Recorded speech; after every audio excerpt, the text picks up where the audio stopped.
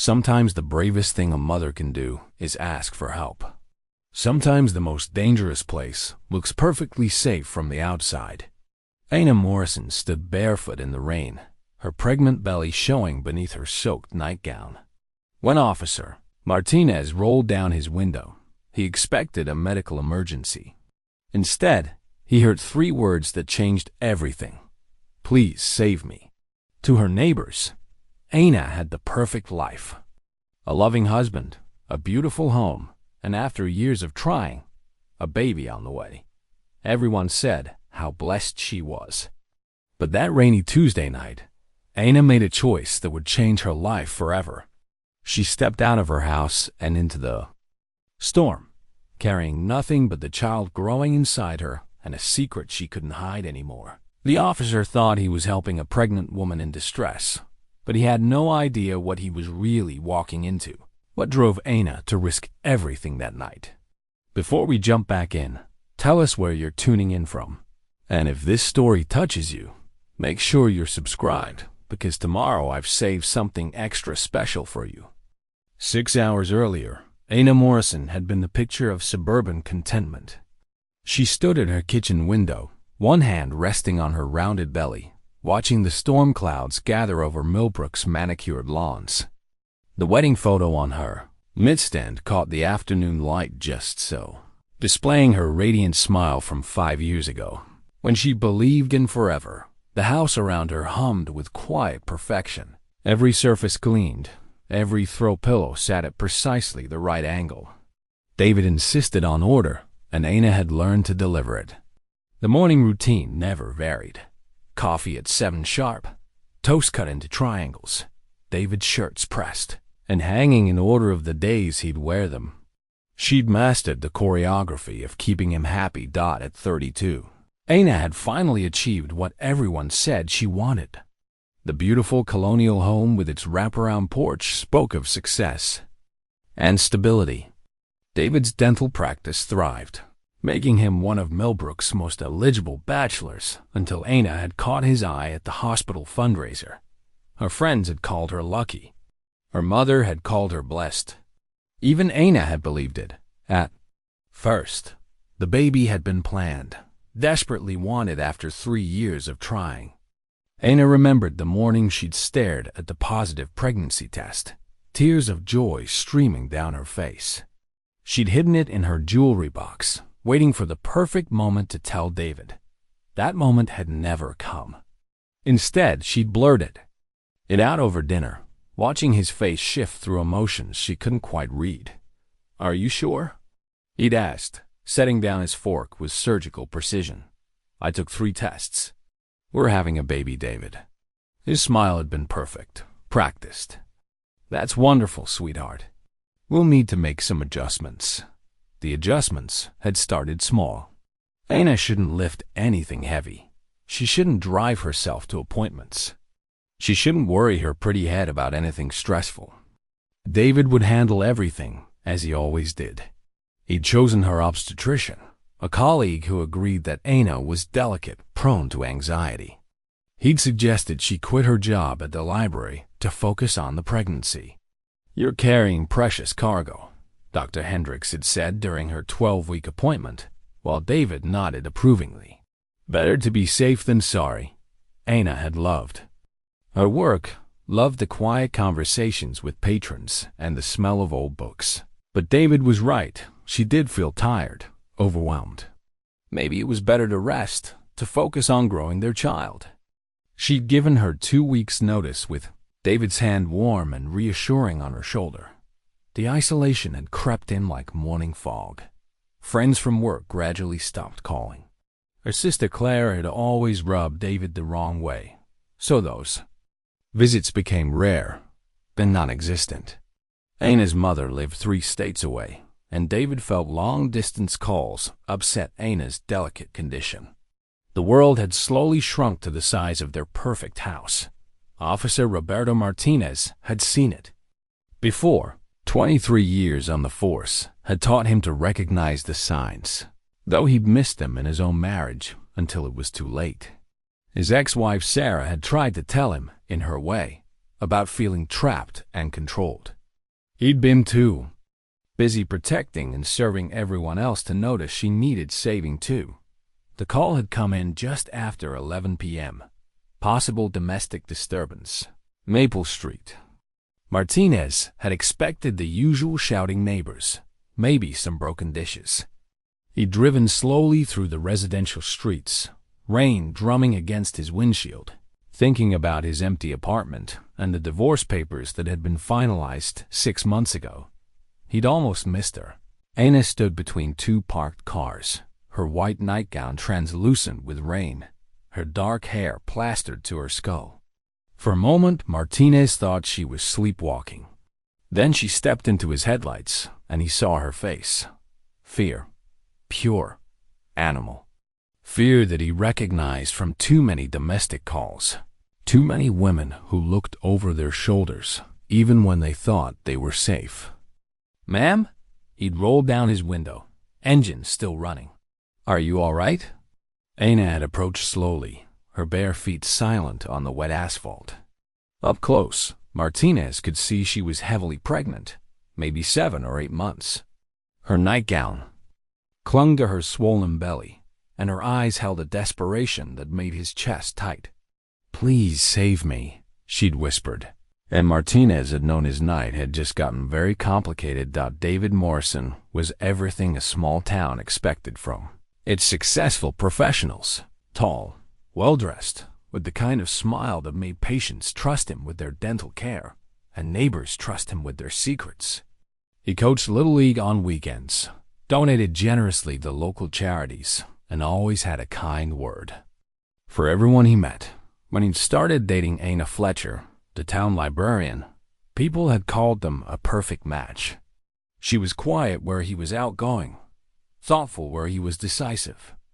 At their wedding, Ana's maid of honor had toasted them as two people who complete each other perfectly. But perfection, Ana had learned, required maintenance. David's love came with instructions, gentle corrections, helpful suggestions that somehow became requirements. He loved her best when she was agreeable, when she deferred to his judgment, when she made him look good in front of others. The pregnancy had intensified everything. David's protective instincts had multiplied, along with his need to control every aspect of Ana's life. He scheduled her appointments, monitored her diet, decided which friends were too stressful for her to see. Ana had found herself nodding along, grateful for someone who cared so much about her well-being. Until tonight, when caring had shown its true face. The fight had started over something small. It always did. Ana had forgotten to pick up David's dry cleaning, a simple errand that had slipped her mind during a difficult day. The baby had been active, kicking and rolling until Ana felt seasick. She'd spent the afternoon on the couch, trying to find a comfortable position, and the dry cleaning had simply vanished from her thoughts. David had noticed immediately when he opened the closet. His favorite shirt, the one he wore to important patient consultations, hung wrinkled on its hanger. "Ana, sweetheart," he'd called from upstairs, his voice carrying that particular tone she'd learned. "Could you come here for a moment?" She'd climbed the stairs slowly, her hand trailing along the banister, already knowing what she'd find. David stood in their walk-in closet, holding the wrinkled shirt like evidence in a trial. "Can you explain this to me?" His voice was calm, reasonable. To anyone listening, he sounded like a husband seeking clarification about a minor household matter. "I forgot," Ana had said simply. "The baby was moving so much today. I felt sick, and it just slipped my mind." David had nodded, as if this made perfect sense. "I see. And did you think about how this would affect me? How I'd feel showing up to work tomorrow looking unprofessional?" "David, it's just a shirt." "You have others. Just a shirt?" His voice had dropped to a whisper, the way it did when he was truly angry. "Ana, this is about respect, about being a team, about you caring enough about my success to remember simple tasks." The lecture had continued for 20 minutes. About responsibility and partnership, and how pregnancy wasn't an excuse for selfishness. Anna had stood there, swaying slightly with fatigue, watching her husband's face transform into something she barely recognized.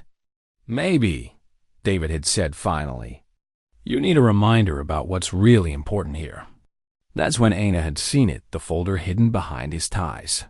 Her medical records, bank statements, even printouts of her email conversations with Claire. David had been watching, documenting, preparing for something Anna couldn't quite name, but instinctively feared. The realization had hit her like cold water. She was trapped, not just emotionally or financially, but completely. David knew everything about her life because he'd made himself the center of it.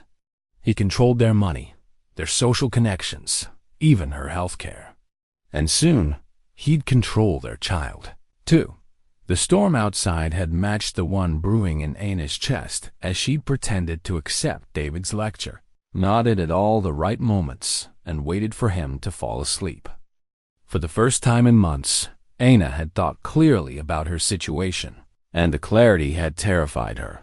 She'd waited until David's breathing deepened, until she was certain he was truly unconscious. Then she'd slipped from their bed, gathered nothing but the nightgown she wore, and stepped into the rain. Officer Martinez had recognized the look in Anna's eyes because he'd seen it in the mirror during his own dark nights. The desperate calculation of someone who'd finally reached their breaking point, who'd chosen the unknown terror of escape over the familiar terror of staying dot as he'd helped Anna into his patrol car. Martinez had made a silent promise that he'd kept too many times before. Whatever it took, he wouldn't let this woman disappear into the system's cracks. He'd seen too many cases go cold. Too many women returned to dangerous situations because the alternatives seemed worse. Anna Morrison had asked him to save her, and Martinez intended to do exactly that, even if it meant challenging a system that too often failed the people who needed it most. The rain continued to fall as they drove toward the police station, and Anna pressed her face to the window, watching her perfect life disappear into the darkness behind them. For the first time in years, she felt something that had nothing to do with fear. She felt hope. The positive pregnancy test had been hidden for 3 days before Anna found the courage to tell David. She'd kept it in her jewelry box, wrapped in tissue paper like a precious secret, taking it out each morning to make sure the 2 pink lines were still there.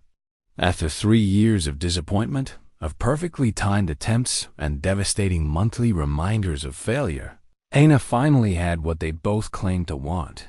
She'd imagined David's reaction 100 times. Joy, tears maybe, even dancing around their pristine kitchen. She'd pictured him calling his parents, making plans, talking about nurseries and names and the future they build together. The reality had been different. "Are you certain?" David had asked, his fork suspended halfway to his mouth. They'd been eating dinner at their usual time, 6:30 sharp, with the news playing softly in the background. "I took 3 tests. We're having a baby, David."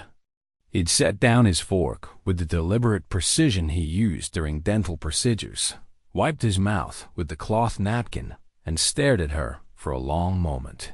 Anna had watched emotions flicker across his face, surprise, calculation, something else she couldn't identify. "That's wonderful news, sweetheart." His smile had been perfect, practiced. "We'll need to make some adjustments." The adjustments had started immediately.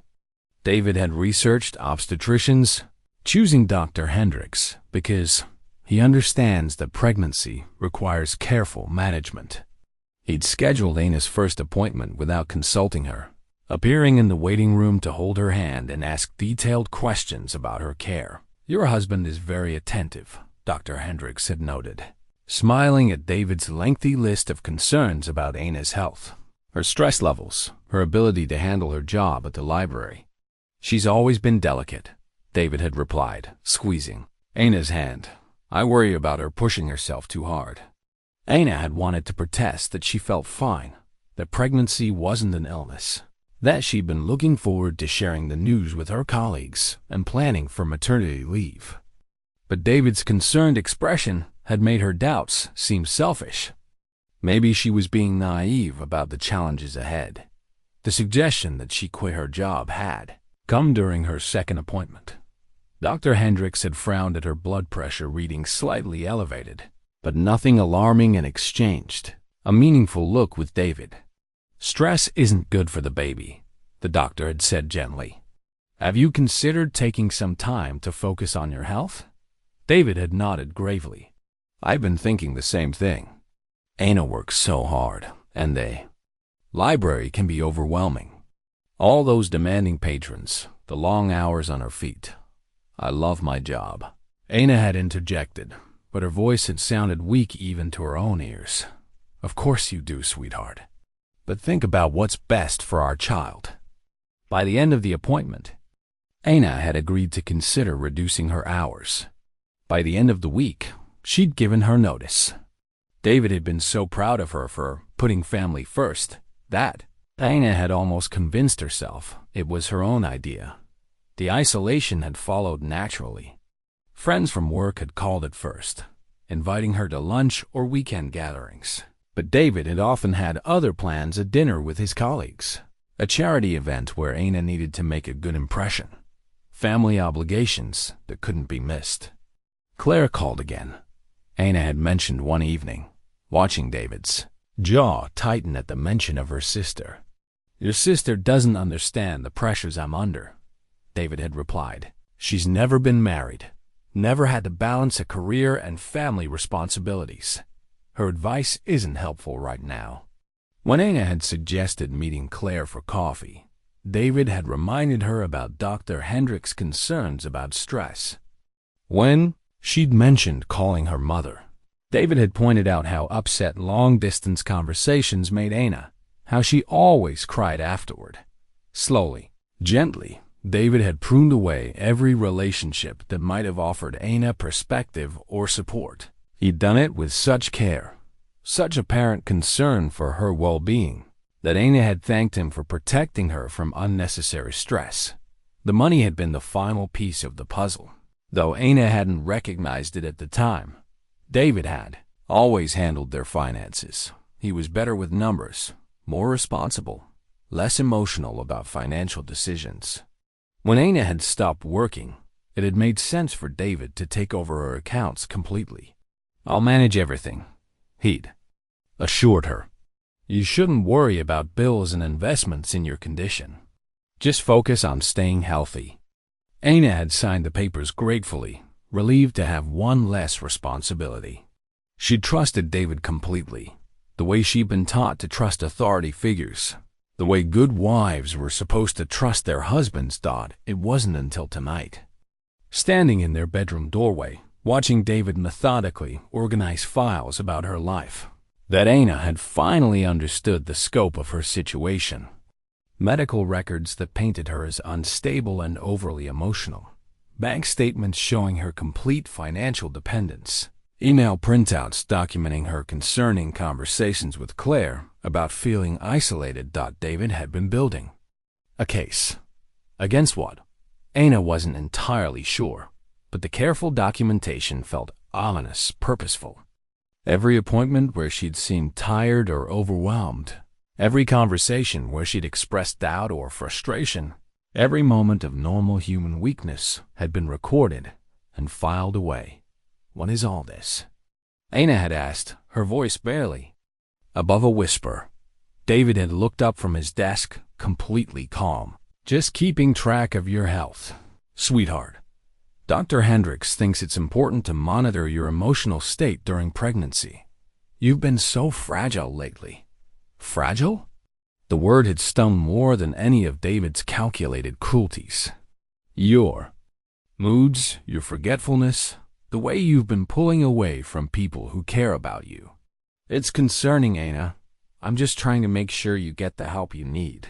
"What kind of help?" Ana had felt something cold settling in her stomach, heavier than the baby she carried. David's smile had been gentle, patient. "Whatever it takes to keep you and our child safe." even if that means making some difficult decisions about your care. The threat had been veiled but unmistakable.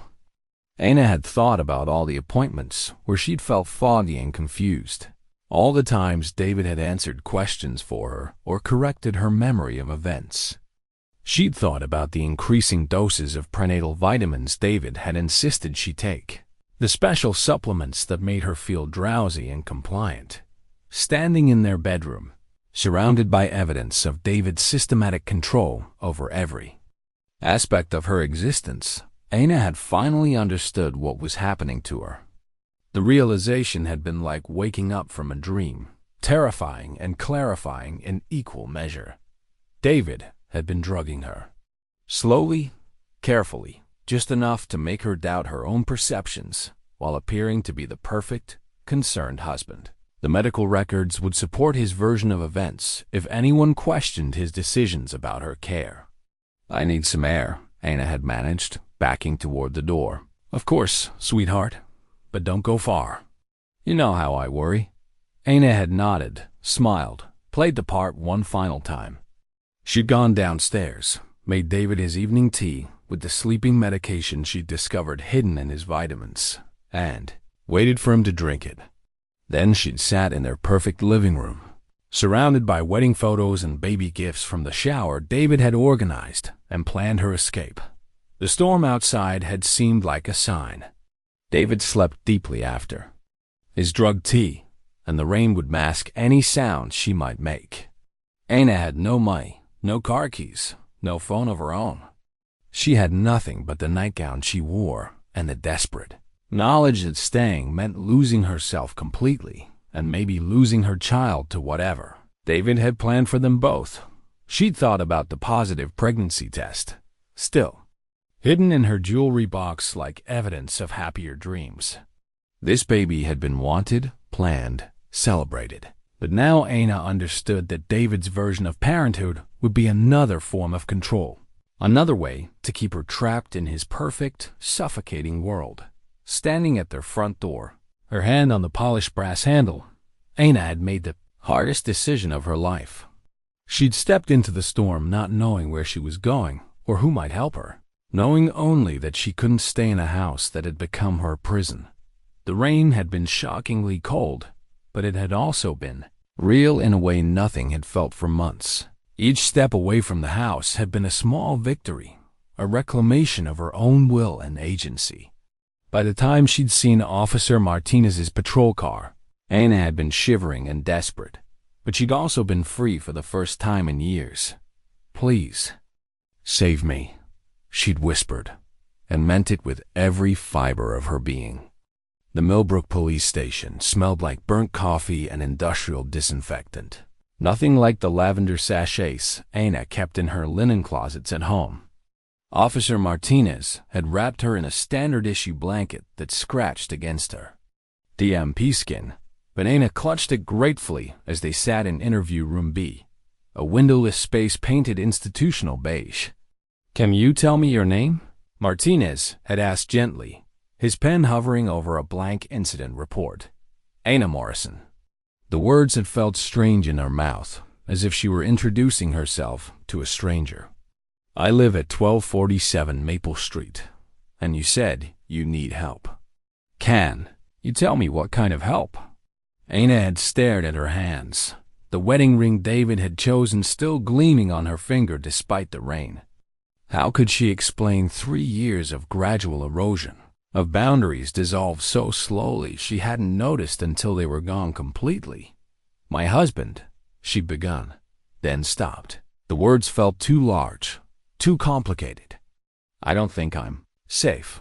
Martinez had leaned forward slightly, his brown eyes kind but alert. "Has he hurt you physically?" Not the way you mean." Aina had struggled to find language for what David had done to her. "He controls everything. My money, my friends, my doctors." And tonight I found she'd paused, unsure how to explain the files without sounding paranoid. "Take your time," Martinez had said. "Whatever you tell me, I believe you." Before Aina could respond, the interview room door had opened and Detective Sarah Chun had entered. Chun was perhaps 40, with graying hair pulled back in a neat bun, and the kind of steady presence that made Aina feel immediately safer. "I'm Detective Chun. I specialize in domestic violence cases." Chun had taken a seat across from Aina, her movements deliberate and calm.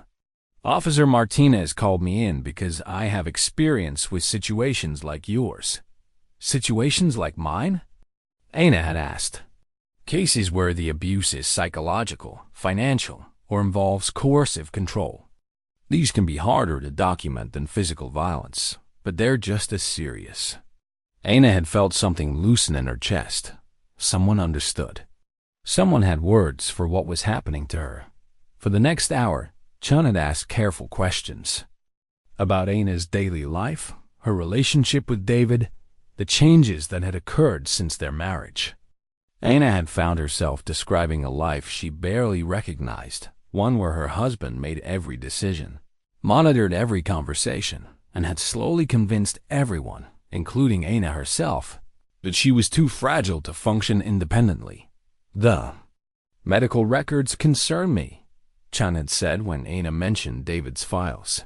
"Has Dr. Hendricks ever examined you without your husband present?" Aina had tried to remember. "I don't think so. David always comes to my appointments. He says he wants to make sure I don't forget anything important." Chun and Martinez had exchanged a look that Aina was beginning to recognize, the expression of professionals who'd seen this pattern before. "Aina, I need to ask you something difficult," Chun had said. "Do you want to press charges against your husband?" The question had hit Aina like a physical blow. Press charges?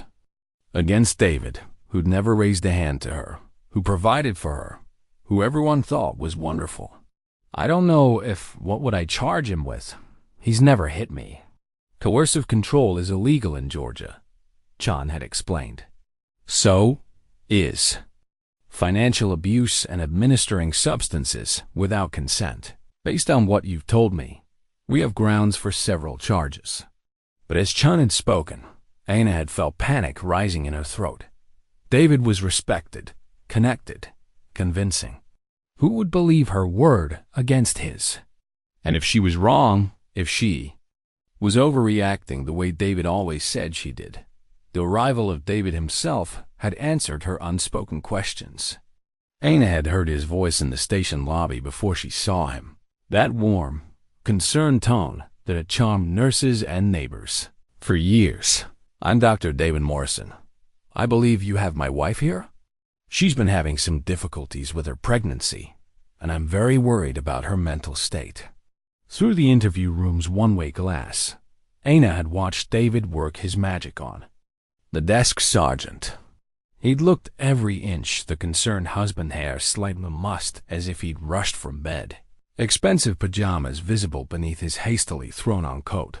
His face a picture of loving worry. "She's been having delusions lately," David had continued, his voice carrying clearly through the thin walls. "Paranoid thoughts, accusations against me and her doctors. Her obstetrician is very concerned about pregnancy-induced psychosis. I have her medical records right here." Aina had watched in horror as David produced a manila folder, the same type she'd seen him organizing earlier that evening. Even from a distance, she could see official letterhead, medical charts, documentation that would support every word he was saying. "I should never have left her alone tonight," David had said, his voice breaking slightly. "When I woke up and found her gone, in this weather, in her condition, I was terrified something had happened to her and the baby." Detective Chun had squeezed Aina's shoulder. "Don't listen to him. We see this all the time, abusers who present as perfect partners to the outside world." But Aina had been listening, and she'd been watching the desk sergeant's face change as David spoke. She'd seen the sympathy, the understanding, the way trained law enforcement professionals were buying every word of David's performance. "He's very convincing," Aina had whispered. "They always are," Martinez had replied grimly. "That's how they get away with it for so long." Chun had stood and walked to the door. "Dr. Morrison?" "I'm Detective Chun. I'd like to speak with you about your wife." Aina had pressed herself against the back wall of the interview room, as far from the door as possible, as if distance could protect her from David's reach. Through the glass, she'd watched him turn on the full force of his charm, shaking Chun's hand warmly and launching into a detailed explanation of Aina's condition. "She's always been sensitive, but the pregnancy has made things worse," David had been saying. "Last week, she accused me of reading her emails. Before that, she thought I was poisoning her vitamins. Dr. Hendricks has been monitoring her mental health very carefully." Aina had wanted to scream that it wasn't paranoia if it was actually happening, that the emails and vitamins and medical monitoring were all real. But she'd also known exactly how that would sound like the ravings of an unstable pregnant woman who couldn't handle the stress of impending motherhood. "I just want to take her home where she's safe," David had concluded, his voice heavy with exhaustion and concern. "She needs professional help, and I'm prepared to get her the best care available. Professional help." Aina had known exactly what that meant: psychiatric hospitalization, medication, legal guardianship. David would have complete control over her medical decisions, her contact with the outside world, even her access to their child once it was born. "Over my dead body," Aina had whispered, and she'd realized she meant it literally. She would rather die than let David's version of help erase what was left of her identity. Chun had returned to the interview room looking grim. "Your husband is very persuasive, and he's brought extensive medical documentation. But Aina, I need you to know we don't have to release you to him tonight. We can arrange for you to stay somewhere safe while we investigate your claims." A safe house, Martinez had added. "Other women who've been through this. People who'll understand what you're going through." Aina had looked at her wedding ring again, thinking about the vow she'd made 5 years ago, the promises to love and honor and obey. Then she'd thought about the baby moving restlessly in her womb, already trapped in David's web of control. "Yes," she'd said simply. "I want to go somewhere safe." The safe house looked like any other suburban home, from the outside white vinyl siding, a small front porch, a garden that had seen better days. Aina sat in the back of Detective Chun's unmarked car, staring at the ordinary facade while her hands shook with exhaustion and adrenaline. It was nearly 3 in the morning, and her body ached from the night's revelations. "It's not much to look at," Chun had said gently, "but it's secure. The address isn't in any public databases, and we change the location every few months." Aina had nodded, though she wasn't sure anything could truly be secure from David's reach. He had connections throughout the medical community, friends in law enforcement, a network of professional relationships that stretched across the county. If he wanted to find her, could anywhere really be safe? The front door had opened before. They'd even reached the porch steps. A woman in her 50s, with gray-streaked hair and kind eyes, had stepped out to greet them. "I'm Maria Santos," she'd said, extending a weathered hand to Aina. "I run this house. Welcome." Something in Maria's voice, a gentleness that didn't feel performative or calculated, had made Aina's throat tighten with unexpected emotion. When was the last time someone had welcomed her anywhere without conditions or expectations? Inside, the house had been warm and lived in. Nothing like the museum perfection David had demanded at home. Mismatched furniture, books scattered on coffee tables, a kitchen that looked actually used rather than staged for a magazine photo shoot. 2 other women had been sitting in the living room, both looking up from their late-night tea as Aina entered. "This is Jennifer," Maria had said, gesturing to a young woman with dark circles under her eyes and a baby sleeping in her arms. "And Susan, who's been with us for about 2 weeks." Susan, perhaps 60, with silver hair and a cast on her left wrist, had offered Aina a smile that was both welcoming and knowing. "First night's always the hardest," she'd said simply. Aina had wanted to protest that she wasn't like them, that her situation was different. that she didn't belong in a shelter for battered women. But the words had died in her throat as she dies. Realized how arrogant and naive they would sound. David had never hit her, but the bruises on her spirit were just as real as the cast on Susan's wrist. Maria had shown Anna to a small bedroom with a single bed, a dresser, and a window that looked out onto the backyard. The diary Anna had been secretly keeping was hidden in her jewelry box back at the house, along with everything else that had comprised her former life. "I have nothing," Anna had said, looking around the sparse room. "No clothes, no money, no." Her voice had broken as the full reality of her situation hit her. "You have yourself," Maria had replied. "And you have your baby. That's more than you think right now." Maria had provided Anna with basic toiletries and a borrowed nightgown, then left her alone to process the night's events. Anna had sat on a narrow bed, her hands resting on her belly, feeling the baby shift and settle as, if responding to their new surroundings, she'd thought about the pregnancy test hidden in her jewelry box, the secret she'd treasured for 3 precious days before David had transformed it into another tool of control. This baby had been wanted, planned for, dreamed about. But now Anna wondered if bringing a child into David's world was the cruelest thing she could do. Sleep had been impossible. Every sound the house settling, the heating system cycling, footsteps in the hallway had made Anna's heart race with the irrational fear that David had found her.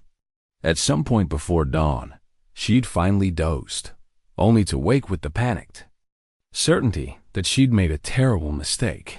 The diary she'd been keeping was her insurance policy, hidden behind a loose tile in their master bathroom where David would never think to look. For months, Anna had been documenting incidents that seemed minor at the time but formed a disturbing pattern when viewed together. Dates when David had corrected her memory of conversations. Times when her vitamins had made her unusually drowsy. Appointments where doctors had discussed her condition as if she weren't in the room. But the diary was back at the house, along with any evidence that might support her claims against David. Without it, she had only her word against his extensive documentation of her supposed instability. The first group therapy session had been held. The next evening, in the safe house's converted garage. 8 women sat in a circle of folding chairs, their ages ranging from 19 to Susan's 62. Anna had listened to their stories with growing recognition and horror. The gradual isolation, the financial control, the systematic undermining of their confidence and independence. "He convinced me I was too stupid to balance a checkbook," one woman had shared. "After 15 years of marriage, I believed him. Mine monitored my phone calls," another had added. "Said he was protecting me from people who didn't understand our relationship." "The medical gaslighting was the worst part," Jennifer had said, adjusting her sleeping baby. "Every time I complained about feeling drugged or confused, he'd take me to another doctor who agreed I was just stressed and hormonal." Anna had felt a chill of recognition. Your partner was a doctor too? Pharmacist.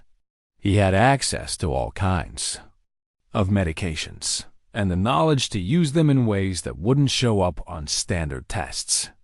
The parallels had been undeniable. Anna had finally spoken, her voice barely above a whisper as she described David's files, the controlled medical appointments, the gradual erosion of her autonomy. The other women had nodded with the grim understanding of shared experience. "You're not crazy," Susan had said firmly when Anna finished. "You're awake, finally awake to what was happening to you." That being awake, Anna had discovered, came with its own torment. She'd found herself analyzing every moment of her marriage, questioning every decision she'd made, wondering how long David had been manipulating her reality. The fog of confusion and compliance that had characterized her recent months was lifting, replaced by a clarity that was almost too painful to bear. Officer Martinez had visited the safe house 3 days after Anna's arrival, bringing news that made her stomach clench with dread. David had filed a missing person report, claiming Aina was suffering from pregnancy-induced psychosis and was a danger to herself and her unborn child. He'd organized search parties, given interviews to local news stations, and contacted Aina's estranged family members to express his concern. "He's playing the worried husband perfectly," Martinez had reported. "Half the town thinks you've had some kind of mental breakdown. What about the other half?" Aina had asked, though she dreaded the answer. "They think you're an ungrateful wife who ran away from a good man." Aina had pressed her hands to her belly, feeling the baby respond to her elevated heart rate with restless movement. David wasn't just trying to bring her home. He was systematically destroying her credibility and support system, ensuring that if she ever tried to leave again, no one would believe or help her. "There's something else," Martinez had continued. "He's petitioned the court for emergency guardianship. If he gets it, he'll have legal authority to make all medical decisions for you and the baby." The room had spun around Aina as the implications sank in. Emergency guardianship would mean forced hospitalization, psychiatric medication, and complete loss of control over her medical decisions and contact with her child once born. "How long do we have?" Aina had asked, her voice barely steady. "The hearing is scheduled for next week. But Aina, there's something else you need to know." Martinez had hesitated, his expression grim. "David has been in contact with your family. Your mother is flying in from Arizona because she believes you're having a breakdown." Aina had felt the last of her support system crumbling. Her mother, who'd always admired David's success and stability, who'd often reminded Aina how fortunate she was to have found such a devoted husband. If David had convinced her mother that Aina was mentally ill, the guardianship hearing would be a foregone conclusion. "She doesn't know about the files, the surveillance, any of it," Aina had said, more to herself than to Martinez. "David's very convincing. He's told your mother that you've been having paranoid episodes, that you've accused him of impossible things, that the pregnancy has triggered some kind of psychotic break." Aina had pressed her hands to her belly, feeling her daughter's restless movements in response to her elevated stress. This baby deserved better than to be born into David's web of control and manipulation. She deserved a mother who could protect her, not one who'd been declared incompetent by the legal system. "I want to see that diary," Aina had said suddenly. "The one I've been keeping. It's hidden in our bathroom, behind a loose tile." "If I could get it." "Absolutely not," Martinez had interrupted. "It's too dangerous. If David catches you in the house, if I don't get that diary, he wins anyway. It's the only proof I have that what I'm saying is true. Dates, incidents, his exact words, everything documented in my own handwriting." The diary had been Anna's secret insurance policy for months, a careful record of David's behavior that she'd kept hidden even from herself most of the time. Writing in it had been the only way she'd been able to process the growing sense that something was wrong with her marriage, even when David's explanations had made her doubt her own perceptions. Detective Chun had arrived later that evening to discuss strategy, her expression grim as she'd spread legal documents across the safe house's kitchen table. "David's hired Dr. Patricia Vance as an expert witness," Chun had reported. "She specializes in pregnancy-related mental health crises and has a track record of supporting involuntary commitment in cases like yours." Aina had recognized the name, the same psychiatrist. David had mentioned wanting to consult about her concerning behavior patterns. "What are my options?" Aina had asked. "Fight it. But I have to be honest, your husband has built a compelling case, and he has resources we can't match. Good lawyers, expert witnesses, medical documentation going back months." Aina had thought about the diary hidden in their bathroom, the only evidence that might contradict David's narrative. But retrieving it would mean returning to the house, walking back into David's web of control. "There might be another way," Chun had continued. "We've been investigating your husband's background, and some interesting things have come to light. There were 2 serious relationships before you, both ending under troubling circumstances. The detective had opened another file, revealing information about David's previous girlfriends. Patricia Nguyen had left town suddenly after what was reported as a nervous breakdown. Rebecca Foster had been found dead in her apartment from what was ruled an accidental overdose. You think David? Anna had begun. I think your husband has a pattern, and patterns can be evidence. Anna had felt cold spreading through her chest as the implications sank in. If David had done this before, if other women had suffered or died, then Anna's situation was even more dangerous than she'd realized. Rebecca Foster's case is being reopened, Chun had informed her. The medical examiner found some irregularities. That warrant another look. But reopening old cases wouldn't help Anna with the immediate threat of the guardianship hearing. She needed that diary, her own words, in her own handwriting, documenting David's systematic manipulation. I have to try, Anna had said finally. My daughter's life depends on it. The plan they developed had been simple but terrifying. Anna would return to the house during David's regular Thursday evening meeting, retrieve the diary, and leave before he returned. Martinez would coordinate with patrol units for a quick response if anything went wrong. The next evening, Anna had driven toward her former home with her heart pounding. The house had looked exactly the same: perfect landscaping, warm lights, the picture of suburban contentment. But Anna now saw it for what it really was, a beautiful prison. The key had still worked. Anna had slipped inside, every sound making her freeze with terror. The diary had been exactly where she'd left it, tucked behind a loose bathroom tile. Page after page of her own handwriting, documenting David's words and actions with careful precision. Reading her own words had been like watching a horror movie where she was both victim and witness. The pattern had been undeniable when viewed as a complete timeline rather than isolated incidents she'd been trained to dismiss. Anna had photographed every page with the camera Chun had given her, creating backup documentation. Then she'd carefully replaced the diary and prepared to leave. That's when she'd heard David's car in the driveway. Anna had frozen, listening to his key in the front door, his footsteps in the foyer, his voice calling out, "Anna? Sweetheart, you home?" The tone had been wrong to knowing. David had expected to find her here. This had been a trap.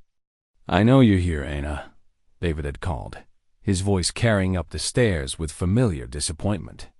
"This is exactly the kind of irrational behavior Dr. Hendricks warned me about." Anna had understood that every word was being recorded, creating evidence of her break-in and his reasonable response. But she was no longer the woman who'd fled into the storm. She'd pulled out her own recording device. "I'm not breaking in, David," she'd called back, her voice steady. "This is still my legal residence." "Oh, sweetheart," David had replied, beginning to climb the stairs. "You don't understand how this looks. A pregnant woman with documented mental health issues, sneaking around in the dark. People will be very concerned." Anna had clutched the photographed diary pages, proof that her mind was clearer than it had been in years. "The only person who should be concerned," Anna had said as David had appeared at the top of the stairs, "is you, because I know exactly what you've been doing to me." For the first time since she'd known him, David's perfect mask had slipped. "No, Anna," he'd said quietly, "you're not." The ultrasound photo trembled in Anna's hands as she stared at her baby's profile for the first time without David interpreting what she was seeing.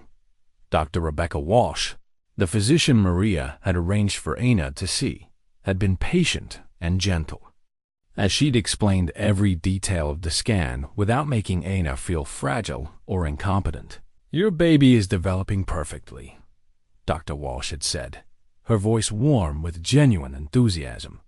"Strong heartbeat, good growth measurements, and look," she'd pointed to the screen. "Your daughter is sucking her thumb." Daughter. Anna had blinked back tears as the reality hit her. After months of David referring to the baby, or our child, in abstract terms, she was finally seeing her daughter as a real person with her own personality and preferences. "Everything looks healthy?" Anna had asked, needing confirmation that David's concerns about her high-risk pregnancy had been another form of manipulation. "Completely normal for 32 weeks. Your blood pressure is excellent. Your weight gain is appropriate, and there's no sign of any complications. Whoever told you this was a high-risk pregnancy was mistaken." Anna had thought about all the appointments where Dr. Hendricks had frowned at her charts. The worried conversations about bed rest and limitations, the medications David had insisted she'd take for the baby's safety. Another lie, another way to keep her dependent and compliant. But as Anna had driven back to the safe house, Maria had helped her get a temporary driver's license using the shelter's address. She'd noticed the black sedan following 2 cars behind. Her hands had tightened on the steering wheel as she'd made several random turns, watching the sedan mirror her movements with professional precision. David had found her. Or rather, he'd hired someone to find her. The realization had sent Anna straight to Detective Chun's office, the ultrasound photos clutched in her shaking hands as evidence of her baby's well-being. "He's having me followed," Anna had reported, describing the sedan and its methodical surveillance. Chun had nodded grimly. "We expected this. Your husband has been very busy since you left." The detective had spread a series of photographs across her desk, images of David at community meetings, church services, and charity events, always surrounded by sympathetic supporters who'd heard about his missing wife.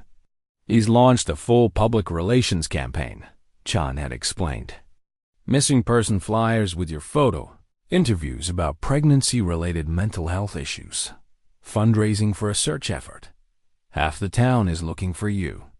Anna had studied a photo of David speaking at what appeared to be a town hall meeting, his face a mask of concerned anguish that she now recognized as expertly crafted performance art.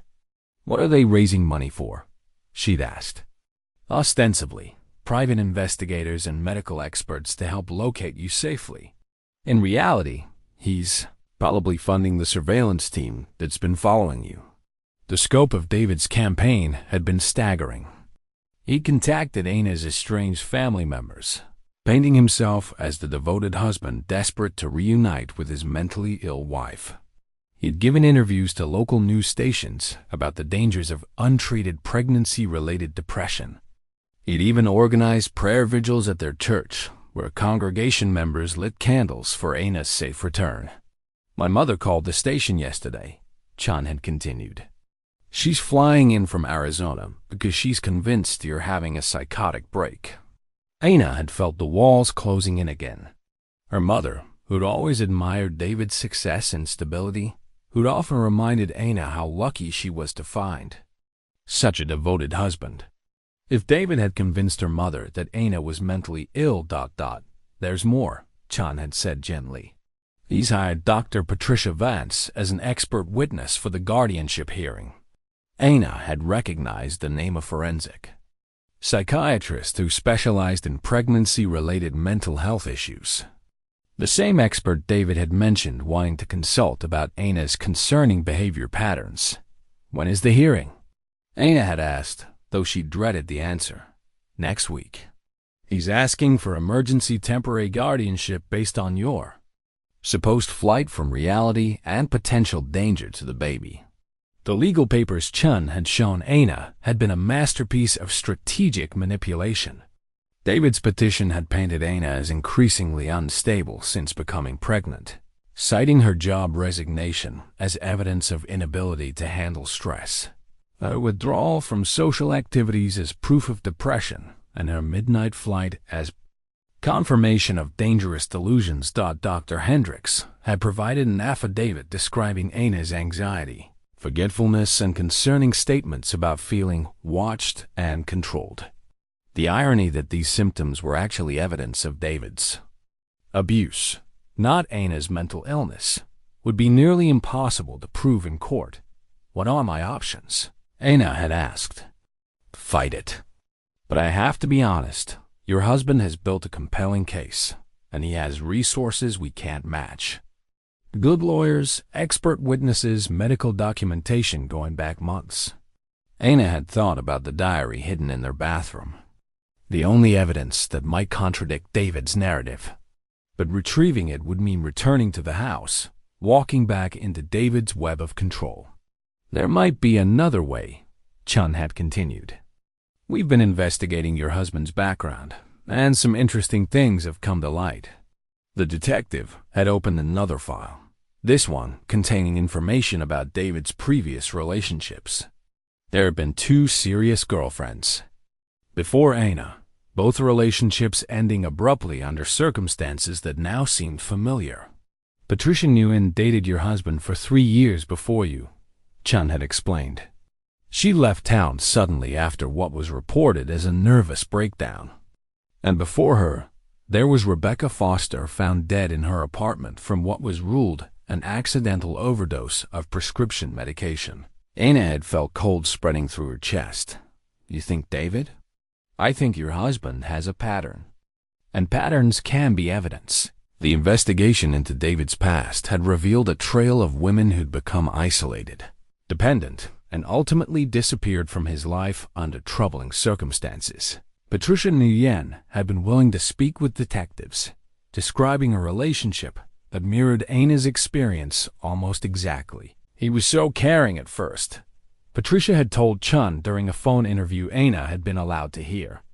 But, gradually, I lost touch with everyone I cared about. He convinced me I was too sensitive for the stress of my job, too fragile for maintaining friendships. By the end, I barely recognized myself. What made you leave? Chun had asked. I found medication in my food, anti-anxiety drugs that he was crushing up and putting in my coffee every morning. When I confronted him, he said he was trying to help me relax, that I'd been too stressed to think clearly. The parallels to Aina's experience had been chilling. David's method of control was sophisticated, systematic, and apparently well-practiced. Rebecca Foster's case is being reopened, Chun had informed Aina. The medical examiner found some irregularities in the original autopsy that warrant another look. But reopening a case and proving David's involvement were 2 different things. And in the meantime, Aina faced the immediate threat of the guardianship hearing, where David's carefully constructed narrative would be weighed against her unsupported claims of psychological abuse. I need that diary, Aina had said finally. It's the only record I have of what really happened. Chun had shaken her head firmly. Too dangerous. If David catches you in the house, if I don't get that diary, he wins. The court will give him guardianship, and I'll disappear just like Patricia and Rebecca. Aina had pressed her hands to her belly, feeling her daughter's strong kicks. This baby deserved better than a life controlled by David's manipulation and violence. She deserved a mother who was willing to fight for their freedom, even if it meant taking dangerous risks. I have to try, Aina had said. My daughter's life depends on it. The plan they developed had been simple but terrifying. Aina would return to the house during David's regular golf game on Saturday afternoon, retrieve the diary, and leave before he returned. Detective Chun would coordinate with patrol units to ensure quick response if anything went wrong. But as Aina had driven toward her former home 3 days later, the ultrasound photo tucked in her pocket like a talisman, she'd wondered if she was walking into a trap of her own making. David was too smart, too careful, too controlling to leave such an obvious opening in his schedule. Still, the diary represented her only chance at proving the truth about their marriage. Without it, she was just another unstable pregnant woman making wild accusations against her devoted husband Dodd. As Aina had pulled into the driveway of the house that had been her prison, she'd whispered a promise to the daughter moving restlessly. In her womb, I'm going to save us both. Ana's grandmother's wedding ring had been the only thing she'd managed to slip into her shoe before fleeing that rainy night, a thin band of gold that had belonged to the one woman in her family who'd understood the weight of keeping quiet. Sitting in the Safe House's group therapy circle, Ana had twisted the ring around her finger as she'd finally spoken about the patterns she was beginning to recognize. My grandmother stayed with my grandfather for 43 years, Ana had shared, her voice barely above a whisper. Even after he broke her ribs, even after he made her quit her job at the telephone company. She used to tell me that good wives didn't abandon their families, no matter what. Maria had nodded with the weary understanding of someone who'd heard similar stories countless times. Generational trauma is real. We learn what love looks like from watching the people who raised us. Ana had thought about all the family stories that had shaped her understanding of marriage. Her grandmother's quiet endurance, her mother's relief at finding a stable man after Ana's father had left, the constant message that women should be grateful for male attention and protection, regardless of the cost. I thought I was different, Ana had continued. I thought I was stronger. I thought I could see the red flags. Your husband is a professional manipulator, Jennifer had pointed out, adjusting her sleeping baby. He studied your family, history, your vulnerabilities, your deepest fears. He used them against you. The truth of this had been confirmed when Detective Chun had updated Ana on the digital forensics investigation into David's computer. What they'd found had been more disturbing than Ana could have imagined. He's been monitoring your online activity. For years, Chun had reported during one of their regular meetings. Every email, every search, every social media interaction. He had spyware on your laptop, your phone, even your work computer at the library. Ana had felt sick as the implications sank in. David had known about every conversation with her sister, every moment of doubt or frustration she'd shared, every attempt to reach out for support or information. The search history is particularly revealing, Chun had continued. He was researching pregnancy-related mental health issues months before you even conceived. Depression, psychosis, legal guardianship procedures. He was planning this scenario long before it happened. The premeditation had been the most chilling aspect of David's abuse. This wasn't a marriage that had gradually turned toxic. It was a carefully orchestrated campaign of psychological destruction that had begun almost from their first date. Ana had remembered the early days of their relationship, when David's intense interest in her life had felt romantic rather than invasive. His questions about her family, her past relationships, her fears and insecurities had seemed like evidence of deep emotional connection. She'd been flattered by his attention to detail, his ability to remember everything she'd told him about herself. Now she understood that David had been conducting reconnaissance, gathering information he could use to isolate and control her. Her difficult relationship with her father had made her vulnerable to a man who promised stability. Her mother's approval of David had silenced Ana's own doubts. Her grandmother's example of enduring a difficult marriage had provided a template for accepting the unacceptable. He knew exactly what he was doing, Ana had said, more to herself than to Detective Chun. The question is, can we prove it in court? The legal challenges had mounted as the guardianship hearing approached. David's team of lawyers and expert witnesses had created a compelling narrative of a devoted husband trying to protect his mentally ill wife and unborn child. Ana's legal advocate, Jennifer Walsh, had been fighting an uphill battle against well-funded opposition and deeply ingrained societal biases about women's credibility. The judge is going to be looking at medical evidence, not our theories about psychological manipulation. Walsh had warned Ana during one of their preparation sessions. David's documentation is extensive and appears legitimate. Ana had pressed her grandmother's ring against her palm, feeling the worn metal that had survived 4 decades of a difficult marriage. Her grandmother had never had options, never had legal protection, Never had anyone who believed that a woman's word could be worth more than a man's reputation. What if we could prove the medications? Aina had asked. The supplements he was giving me, there has to be evidence. Hair analysis could show drug residues, Walsh had agreed. But we'd need to demonstrate that you were given substances without your knowledge or consent. Your husband could argue that everything was prescribed by your doctor. The medical conspiracy had been harder to unravel than the digital surveillance.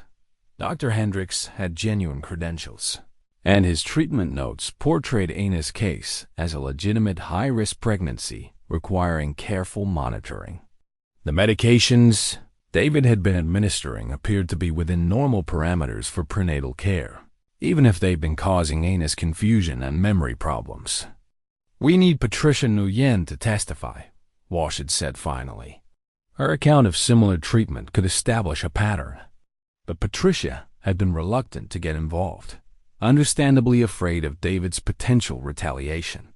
She'd moved across the country after leaving David, changed her name, and built a new life that she was terrified to jeopardize. I can't, Patricia had said during a tearful phone conversation with Anna. You don't understand what he's capable of. He destroyed my career, my relationships, my entire life. I'm finally safe, and I can't risk. I'm 8 months pregnant. Aina had interrupted. If he gets guardianship, he'll control my medical care, my access to my child, everything. I could disappear completely. The silence on the other end of the line had stretched for nearly a minute before Patricia had whispered, I'll think about it. Meanwhile, David's public relations campaign had intensified.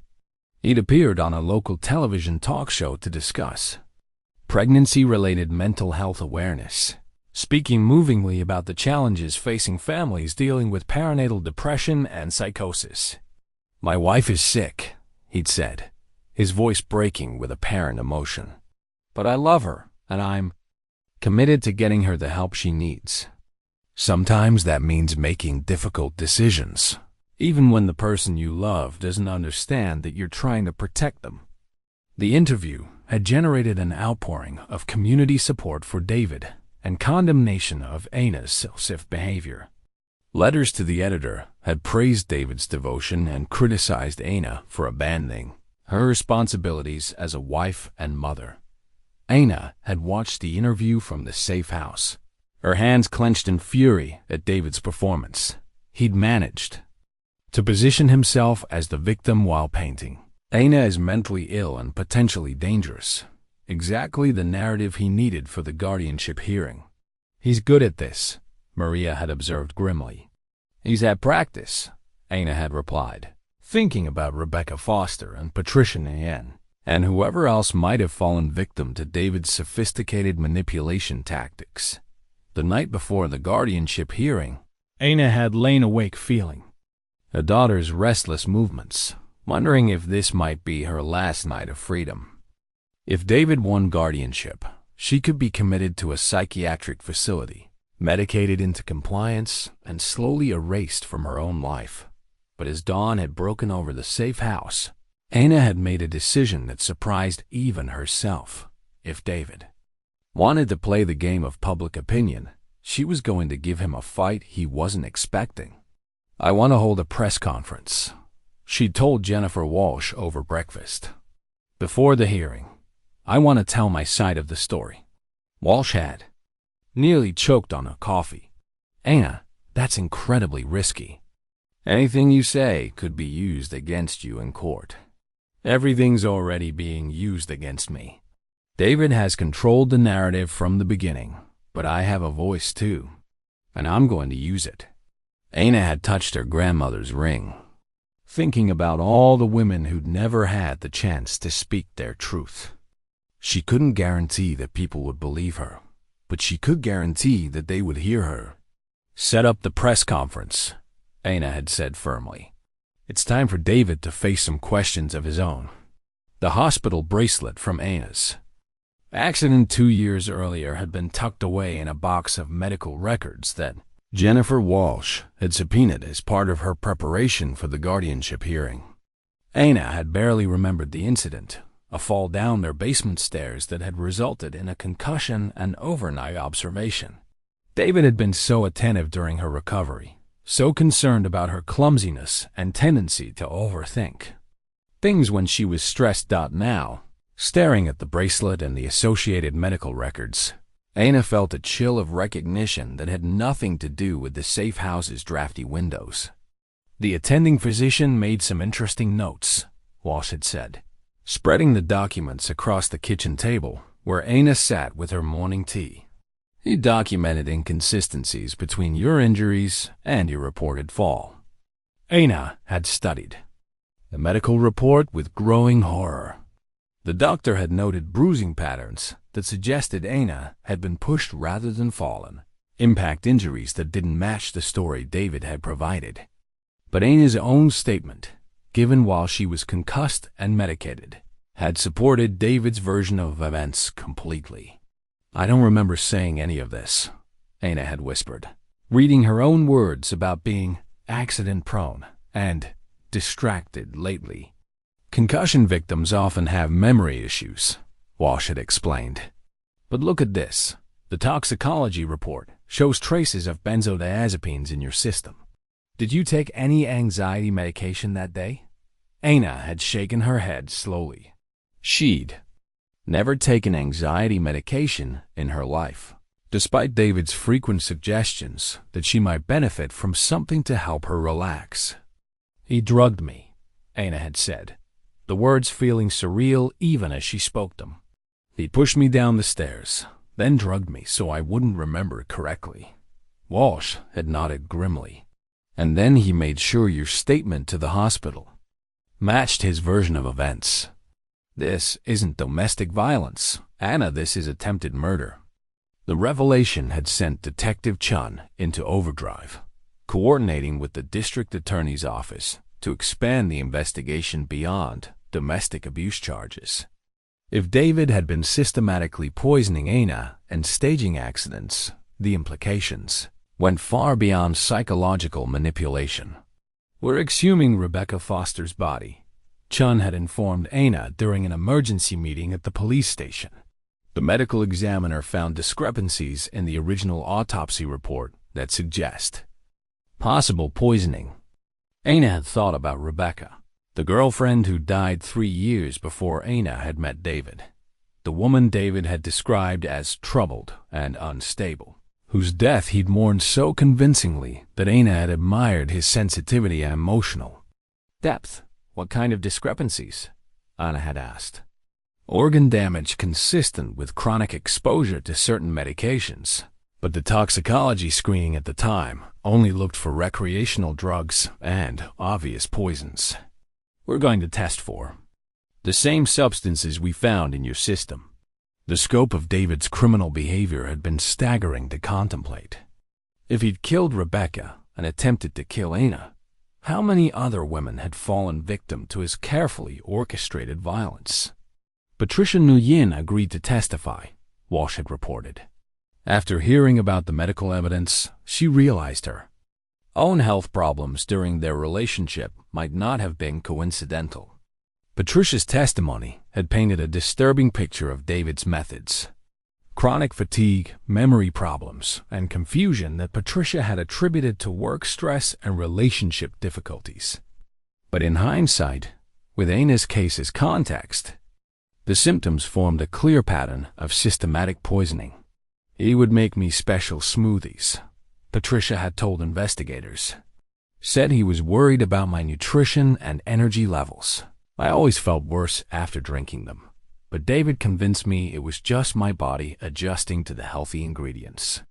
The investigation had revealed that David had been researching drug interactions and dosing schedules for months before each relationship escalated to the dangerous phase. His dental practice gave him access to various medications, and his medical knowledge allowed him to administer substances in ways that would be difficult to detect. "He's not just an abuser," Chun had explained to Aina. "He's a serial killer who's been operating for years without detection." The realization had been both terrifying and validating. Ana's instincts about danger had been correct. She hadn't been paranoid or oversensitive. David genuinely had been planning to harm her, possibly fatally, but the discovery had also intensified the urgency of the guardianship hearing. If David suspected that Ana was uncovering evidence of his criminal behavior, he might escalate his timeline for gaining legal control over her. "He can't afford to let you testify," Walsh had warned. "If he gets guardianship, he can have you committed and medicated to the point where you're not competent to give testimony." Ana had pressed her hands to her belly, feeling her daughter's strong kicks. The baby was due in less than a month, and David's legal petition specifically included guardianship over the child as well as Ana herself. "What if the baby is born before the hearing?" Ana had asked. "Then David has parental rights that could complicate everything. He could petition for custody based on your supposed mental illness and his role as the stable parent." The legal chess game had been complex and terrifying, with Ana's life and her daughter's future hanging in the balance. David's team of lawyers had been pushing for an expedited hearing, claiming that Ana's deteriorating mental state posed an immediate danger to the unborn child. "They're going to argue that you're homeless, unemployed, and living in an unstable environment," Walsh had explained. "They'll say the stress of hiding from your loving husband is causing pregnancy complications that could harm the baby." Ana had thought about the stress she'd experienced during her marriage, the constant vigilance, the walking on eggshells, the gradual erosion of her sense of reality. The safe house might not be luxurious, but it was the first place she'd felt truly safe in years. "I want to testify at the hearing," Ana had decided. "Not just about the abuse, but about everything we've discovered. The poisoning, the surveillance, the pattern with other women." Walsh had looked skeptical. The judge might not allow testimony about unproven allegations. And David's lawyers will argue that these are the delusions of a woman in psychiatric crisis. Then we make it impossible for them to ignore the evidence. Ana's plan had been bold and risky. Instead of waiting for the formal hearing, she would hold her press conference and reveal everything they'd discovered about David's criminal behavior. Once the information was public, the court would be forced to address the allegations seriously. "If I'm going to be destroyed anyway," Ana had reasoned, "I might as well take David down with me." The press conference had been scheduled for the morning of the guardianship hearing, giving Ana maximum impact while ensuring she'd still be available for court proceedings. Detective Chun had coordinated with the district attorney to time the announcement of formal criminal charges against David for the attempted murder of both Ana and Rebecca Foster. "This is either going to save you or completely destroy any chance you have of keeping your daughter," Walsh had warned. Ana had looked out the window of the safe house, watching other residents tend the small garden where vegetables grew despite the challenging soil. These women had survived impossible circumstances and built new lives from nothing. Ana could do the same. "David has been controlling the narrative about me for 3 years, Ana had said. "It's time for people to hear the truth." The night before the press conference, Ana had lain awake feeling her daughter's movements and thinking about the woman she'd been when she'd first married David. That Ana had been trusting, hopeful, eager to please. She'd believed in fairy tale endings and the power of love to overcome any obstacle. The woman she was now scarred but stronger, suspicious but wiser, had learned that some obstacles required fighting rather than enduring. David had spent years teaching Ana to doubt her own perceptions and minimize her own needs. But he'd also inadvertently taught her to recognize manipulation, to value her independence, and to protect what mattered most. As dawn broke over the safe house, Ana had placed her hands on her belly and made a promise to her unborn daughter. "You will never live in fear. You will never doubt your own voice. And you will never ever accept less than you deserve." The press conference would either be Ana's vindication or her final act of defiance. But either way, it would be her choice, her voice, her truth. For The first time in years, Anna Morrison was about to speak for herself. The recording device sat on the kitchen table like a small black promise, its red light blinking steadily as Anna spoke her truth into the quiet morning air of the safe house. Her testimony would become the foundation of the criminal case against David. But more importantly, it would be her own words, in her own voice, telling the story she'd never been allowed to tell. My name is Anna Morrison, and for 3 years, my husband has been systematically poisoning me, controlling every aspect of my life, and planning what I now believe was my murder. The words had felt strange coming out of her mouth, so direct, so unequivocal. For years, Anna had been trained to soften her statements, to defer to David's interpretation of events, to present herself as uncertain and fragile. But the woman speaking into the recorder was neither uncertain nor fragile. Maria had sat beside Anna during the recording session, occasionally squeezing her hand when the memories became too painful to recount. The detailed testimony had taken nearly 3 hours, covering everything from the early signs of David's manipulation to the discovery of the poisoning evidence. He told me I was forgetful, that pregnancy was making me confused and emotional, Anna had continued. But the medications he was giving me were causing the symptoms he claimed to be treating. It was a perfect circle of control. He created the problem, then positioned himself as the solution. Officer Martinez had arrived at the safe house as Anna was finishing her testimony, his face grim with the news he'd brought from downtown. David's team filed an emergency motion to have you involuntarily committed, Martinez had reported. They're claiming you're a danger to yourself and the baby, and they want you hospitalized before the guardianship hearing. Anna had felt her daughter kick strongly, as if responding to the spike in her heart rate. The baby was due in less than 3 weeks, and the stress of the legal battle was taking its toll on both of them. Can they do that? Anna had asked Jennifer Walsh, who'd arrived with a stack of legal documents and an expression that didn't inspire confidence. They're trying. Dr. Hendricks provided an affidavit stating that your delusions about being poisoned represent a clear psychiatric emergency. They're arguing that every day you spend away from proper medical supervision increases the risk of harm to the baby. The irony would have been laughable if it weren't so terrifying. David was using Anna's discovery of his attempted murder as evidence of her mental illness, twisting her survival instincts into proof of paranoid delusions. The judge has agreed to an emergency hearing this afternoon, Walsh had continued. Before the press conference, before the guardianship hearing, before anything else we had planned, Anna had looked around the safe house kitchen, at the women who'd become her chosen family over the past weeks, at the simple evidence of a life lived in truth rather than performance. In a few hours she might be taken from the sanctuary and locked in a psychiatric ward where David could continue his systematic destruction of her mind and identity. I want to call my sister, Anna had said suddenly. Before the hearing, I need Claire to know what's really been happening. The phone call had been the first time Anna had spoken to Claire in over a year, and her sister's voice had broken with emotion when she'd heard Anna's story. I knew something was wrong, Claire had sobbed through the phone. When you stopped calling, when you couldn't meet for lunch anymore, I knew David was isolating you, but I didn't know how to help.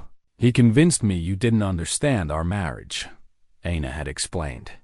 That you were jealous of our happiness, that talking to you upset me too much. Mom's flying in for the hearing, Claire had reported. David called her yesterday. He's convinced her that you're having a complete breakdown and that you need to be hospitalized for your own safety. Anna had closed her eyes, imagining her mother's arrival at the courthouse, another weapon in David's arsenal, another voice supporting his narrative of concern and protection. I'm going to be there too, Claire had continued. I don't care what David says or what anyone believes. I'm going to testify about the woman I've known for 32 years, not the caricature he's created. The emergency hearing had been scheduled for 2 o'clock. giving Ana's legal team less than 4 hours to prepare their defense.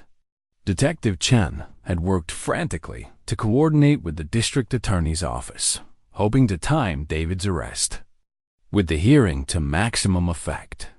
"If we can get the criminal charges filed before the commitment hearing," Chen had explained, "it changes the entire dynamic.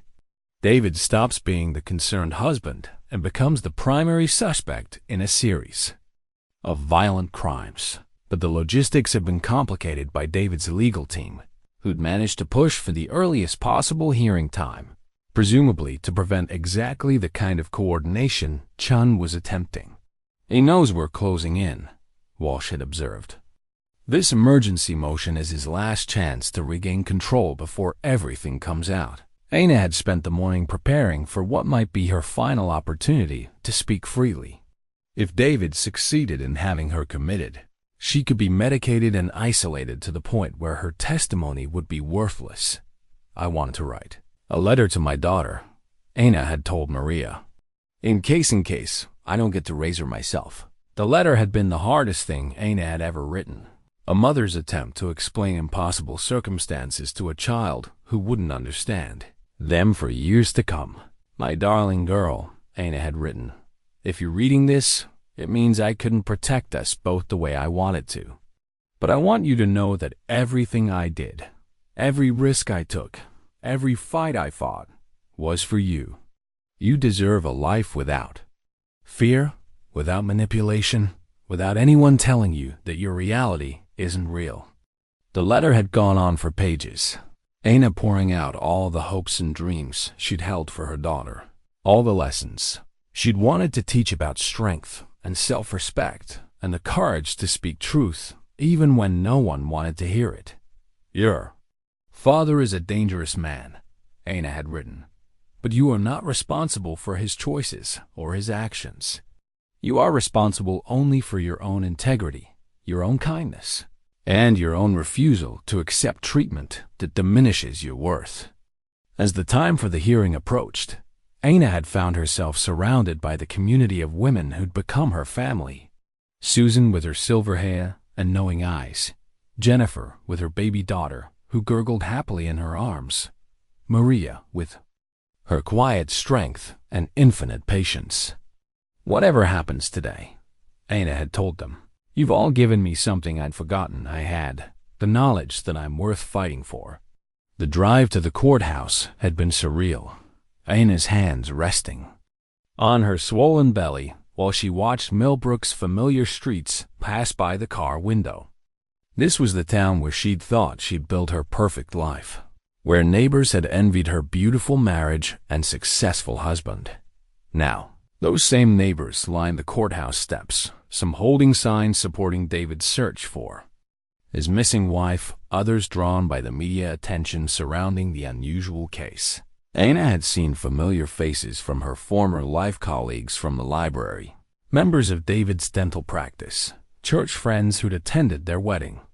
All of them believed they were supporting a devoted husband's fight to save his mentally ill wife. None of them knew they were actually enabling a would-be killer's attempt to silence his intended victim.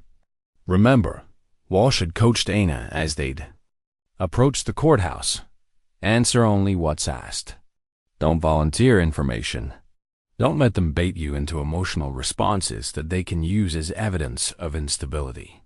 But as Ana had climbed the courthouse steps, feeling her daughter's restless movements in response to her elevated stress, she'd wondered if calm rationality would be enough to counter David's carefully constructed narrative of her mental illness.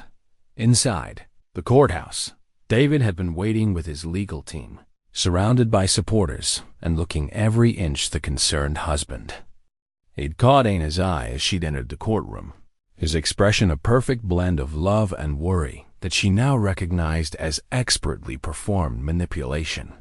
For a brief moment, Ana had felt the old pull of his charm, the trained response, to seek his approval and acceptance.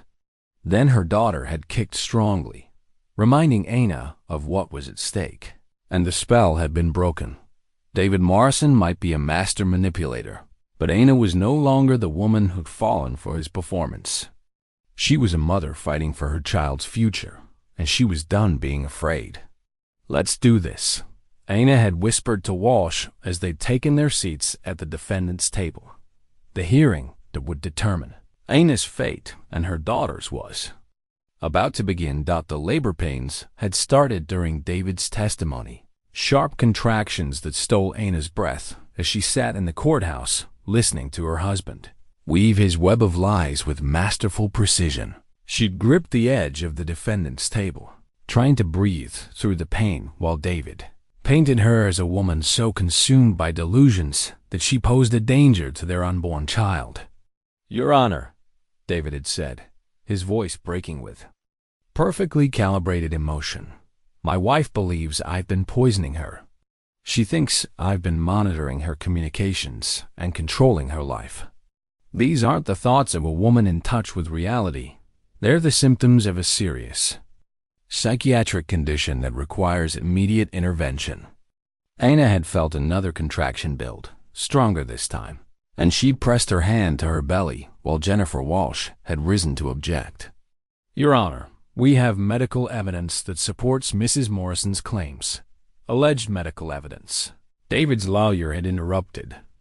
Interpreted by a woman in the grip of pregnancy-induced psychosis, Dr. Morrison has provided extensive documentation of his wife's deteriorating mental state over the past several months. The judge, an older man with kind eyes but conservative views, had looked between the two sides with obvious discomfort. Aina had realized that he was struggling with the same question that had plagued her throughout the marriage.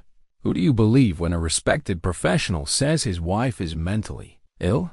Another contraction had hit, this one strong enough to make Aina gasp audibly. The sound had drawn every eye in the courtroom, and Aina had seen David's expression shift from performative concern to something sharper, more calculating. "Your Honor," David had said quickly, "I believe my wife is in labor. She needs immediate medical attention." "No," Aina had said, her voice carrying clearly through the courtroom despite the pain. "I don't want him anywhere near me or my baby." The admission had created a stir in the courtroom, whispers and shifting bodies as spectators realized they were witnessing something unprecedented. Judge Harrison had called for order, his gavel echoing through the room as he tried to process the situation. "Mrs. Morrison, are you currently experiencing labor pains?" He'd asked. Aina had nodded, another contraction stealing her ability to speak for a moment. When it passed, she'd looked directly at the judge and said, "Your Honor, I need you to know that my husband has been systematically poisoning me for months. If he gains custody of me or my child, I believe he will kill us both." The courtroom had erupted in shocked murmurs, David's supporters expressing outrage at Aina's wild accusations, while Detective Chum had moved quickly toward the witness stand where David sat. "Your Honor," Chum had announced, "I have a warrant for Dr. Morrison's arrest on charges of attempted murder, aggravated assault, and conspiracy to commit murder." The chaos that had followed was something Aina would remember for the rest of her life. David's face transforming from concerned husband to cold fury, his legal team scrambling to understand what was happening, the gasps and shouts from the gallery. As police officers had moved to arrest the man half the town had considered a pillar of the community. "This is ridiculous," David had said, his mask finally slipping as handcuffs had clicked around his wrists. "She's having a psychotic break. Can't you see she's manipulating all of you?" But Aina had been beyond caring about David's performance. The contractions were coming faster now, and she'd realized with growing urgency that her daughter wasn't going to wait for the legal system to sort out her parents' drama. "I need to get to the hospital," Aina had gasped to Jennifer Walsh, who'd immediately called for an ambulance. Officer Martinez had appeared at Aina's side, his presence solid and reassuring as chaos swirled around them. "I'm going with you," he'd said simply. "David's in custody, but I'm not taking any chances." The ambulance ride to Millbrook General had been surreal. Anna laboring in the back, while Martinez coordinated with hospital security to ensure David's associates couldn't interfere. with her care. Through the rear window, Anna had watched the courthouse recede. Along with the old life, she was finally leaving behind. Dr. Rebecca Walsh, the obstetrician who'd been providing Anna's care since she'd left David, had been waiting in the emergency bay with a team Anna trusted completely. For the first time in months, Anna had felt safe putting her medical care in someone else's hands. How far apart are the contractions? Dr. Walsh had asked as they'd transferred Anna to a wheelchair. About 3 minutes. Anna had managed between breaths. Is the baby going to be okay? Everything looks good. Your daughter is ready to meet you, Anna's daughter. The baby who would grow up knowing her mother had fought for her freedom, who would never doubt her own worth or accept treatment that diminished her dignity. The contractions were painful, but they were also a promise, each wave bringing Anna closer to holding the future. She'd risked everything to protect Dodd as they'd wheeled her toward the maternity ward. Anna had caught sight of David being led past the emergency room in handcuffs, his expensive suit wrinkled and his perfect composure finally shattered. Their eyes had met for just a moment, and Anna had seen something in his expression that chilled her, not remorse or defeat, but cold calculation, as if he were already planning his next move. "It can't hurt you anymore," Martinez had said. Noticing her fear, Anna had nodded, placing both hands on her belly as another contraction built.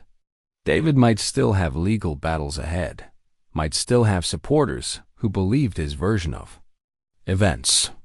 But Anna was about to become a mother, and that role would give her strength she'd never known she possessed. Her daughter's first cry would be the sound of freedom. 6 months later, Anna sat in the witness box of the county courthouse, her 3-month-old daughter sleeping peacefully in her arms as she faced the jury that would decide David's fate. The baby's hospital bracelet from her birth, baby girl, Morrison, born 3:47 p.m., had been entered into evidence as a symbol of the new life Anna had fought to protect. The courtroom was packed with media, legal observers, and members of the community who'd followed the case with fascination and horror. Anna had insisted on testifying while holding her daughter, over the objections of David's defense team, who'd argued that the baby's presence was prejudicial and manipulative. "Your Honor," Anna's prosecutor had countered, "this child is the victim. David Morrison intended to control from birth. Her presence reminds us all of what was at stake." David sat at the defendant's table in an orange jumpsuit, his once perfect appearance now showing the strain of 6 months in custody. His legal team had mounted an aggressive defense, arguing that Anna was a mentally unstable woman who'd fabricated an elaborate conspiracy theory to cover her own psychological breakdown. But the evidence had been overwhelming. The exhumation of Rebecca Foster's body had revealed massive organ damage consistent with chronic poisoning. Hair samples from Anna had shown traces of benzodiazepines, antidepressants, and mood stabilizers that she'd never been prescribed. Digital forensics had uncovered David's extensive surveillance of Anna's communications and his research into methods of subtle poisoning. "Mrs. Morrison," the prosecutor had begun gently, "can you tell the jury about the morning you recorded your testimony at the safe house?" Anna had looked down at her sleeping daughter, drawing strength from the tiny face that showed no trace of David's manipulation or cruelty. "I knew it might be my last chance to tell the truth in my own words. David had spent 3 years convincing everyone that I was fragile and unreliable. But holding that recorder, speaking into it without anyone interpreting or correcting me, that was the first time I'd been allowed to be credible in years. What did you hope to accomplish with that recording?" "I wanted to break the pattern. David had been doing this to women for years, isolating them, drugging them, making them doubt their own perceptions. Rebecca Foster died because no one believed she was in danger. Patricia Nguyen fled across the country because no one took her seriously. I didn't want to become another woman who disappeared because she couldn't prove what was being done to her." The defense had tried to undermine Anna's credibility, by highlighting her previous statements supporting David, her apparent compliance with his control, her failure to seek help sooner. "Isn't it true, Mrs. Morrison, that you willingly gave up your job, your friendships, and your independence?" David's lawyer had pressed during cross-examination. "I was systematically manipulated into those decisions," Ana had replied calmly. "Dr. Morrison used my love for him and my trust in his medical expertise to convince me that isolation was for my own good. When someone you love tells you that your friends are stressing you out, that your job is harming your pregnancy, that your own perceptions can't be trusted, and when they have the professional credentials to make those statements seem medical rather than controlling, it becomes very difficult to recognize what's happening. But you could have left at any time, couldn't you?" Ana had looked directly at David as she'd answered. "No. By the time I realized what was happening, he controlled our finances, my medical care, my social connections, and my access to information. He'd convinced my family and friends that I was mentally unstable. He documented years of my supposed psychiatric episodes. Leaving wasn't a simple choice. It was a desperate escape that required abandoning everything I'd built my life around." The testimony from Patricia Nguyen had been devastating to David's defense. Patricia had described an identical pattern of control, isolation, and so poisoning that it left her questioning her own sanity. "I thought I was going crazy," Patricia had testified. "The memory problems, the mood swings, the paranoid thoughts about being watched and controlled, Dr. Morrison convinced me these were symptoms of a mental breakdown. It wasn't until I heard about Ana's case that I realized the symptoms had all been caused by the medications he was secretly giving me." The medical expert testimony had been equally damning. Dr. Elizabeth Hawthorne, a forensic toxicologist, had explained to the jury how David's sophisticated knowledge of drug interactions had allowed him to poison his victims in ways that mimicked psychiatric symptoms. The defendant used his medical training to create the appearance of mental illness while actually causing the symptoms he claimed to be treating, Dr. Hawthorne had testified. "This level of premeditation and medical knowledge makes him extremely dangerous to any woman who trusts him with her care." When the jury had returned after 3 hours of deliberation, Ana had felt her daughter shift in her arms, tiny fingers grasping at the air as if reaching for something beyond her understanding. "On the count of attempted murder in the first degree, we find the defendant guilty. On the count of aggravated assault, we find the defendant guilty. On the count of conspiracy to commit murder, we find the defendant guilty." Each verdict had hit David like a physical blow, his composure finally cracking as the reality of life imprisonment sank in. Ana had watched him crumble without feeling satisfaction or vindication, only relief that he would never again have the opportunity to systematically destroy another woman's life. During her victim impact statement, Ana had spoken directly to other survivors. "Your reality is real. Your perceptions are valid. And no one, no matter how charming, how educated, how respected, has the right to convince you otherwise." As court officers had led David away in shackles, he turned back to look at Ana one final time. The expression on his face held no remorse, no recognition of the harm he'd caused, only cold fury at having his perfectly constructed facade finally stripped away.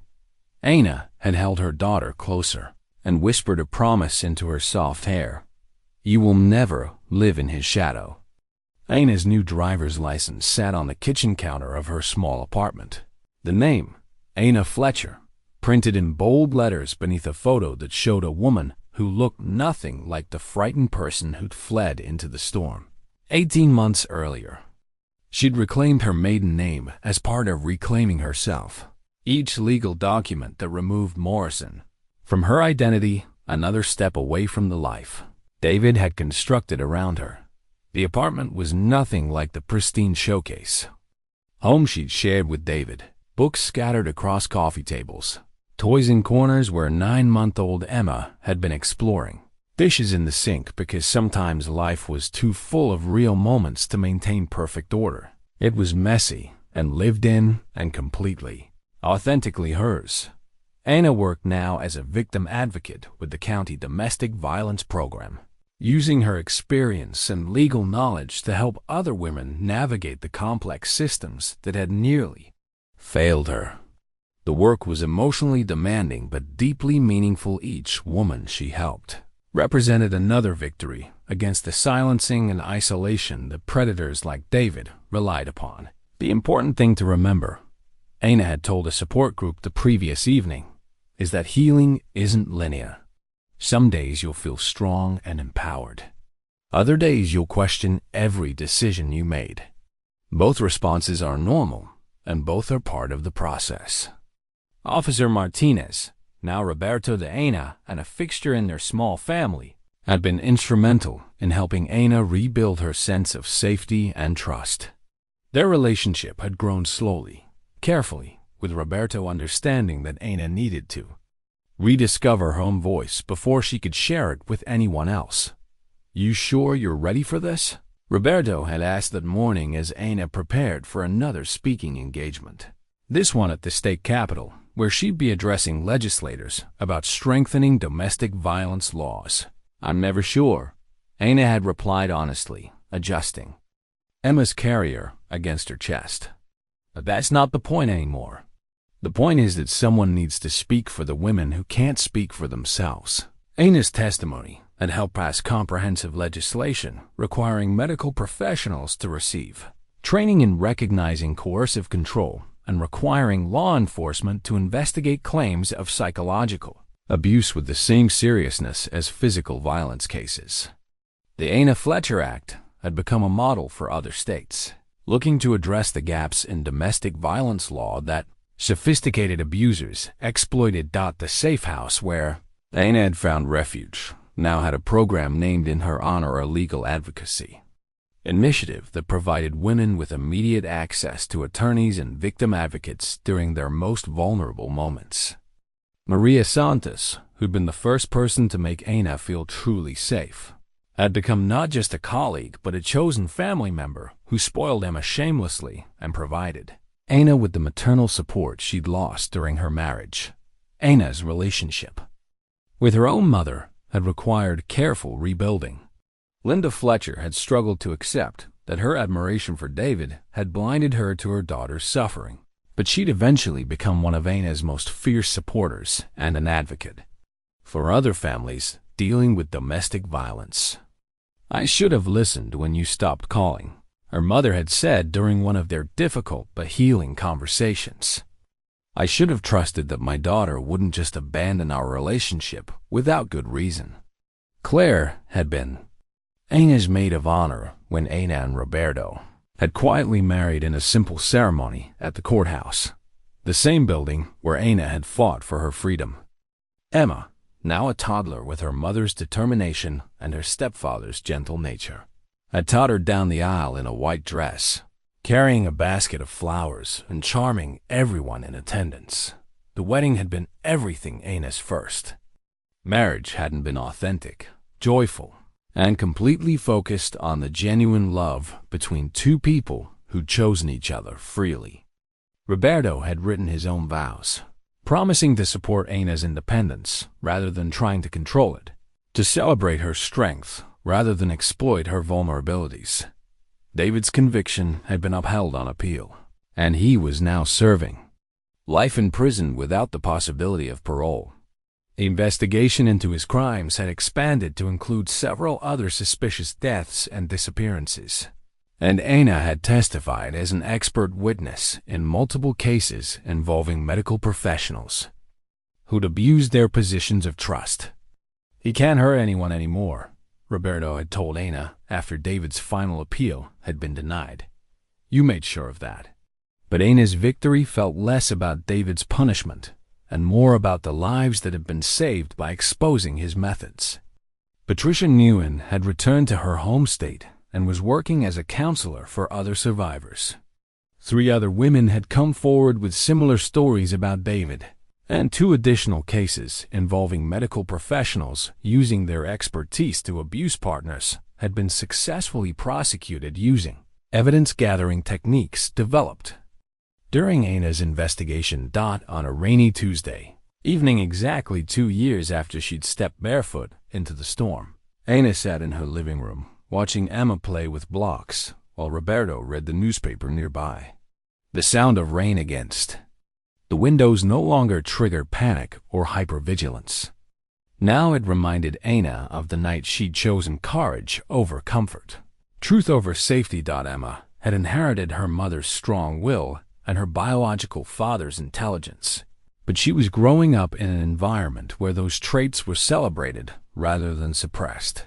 She was learning to use her voice, to trust her instincts, and to expect respect as her birthright rather than something she needed to earn through compliance. "Mama," Emma had said that evening, holding up a tower of blocks she'd built, "look what I made by myself." "By yourself," Anna had repeated, smiling at the pride in her daughter's voice. "That's the most important way to build anything." As Anna tucked Emma into bed that night, she'd looked at the ultrasound photo she still kept on the nightstand, the first image of her daughter taken during those terrifying weeks when Anna hadn't known if they'd both survive.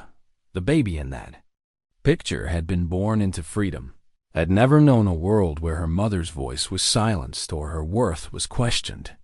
Looking out the window at the rain that had once been her salvation, Anna understood that her story hadn't ended when David was convicted or when she'd found love again. It continued every day that she chose to speak her truth, to trust her instincts, and to build a life based on authenticity rather than performance. She'd asked Roberto to save her that first night, but Anna had learned that the most important saving had been the work she'd done to rescue herself. The woman who'd stood barefoot in the storm had been brave enough to ask for help, but she'd also been strong enough to keep fighting when that help seemed impossible to find. Emma would grow up knowing that story not as a tale of victimhood, but as a legacy of courage passed from mother to daughter, proof that sometimes the most powerful thing a woman can do is refuse to disappear quietly into someone else's version of her life.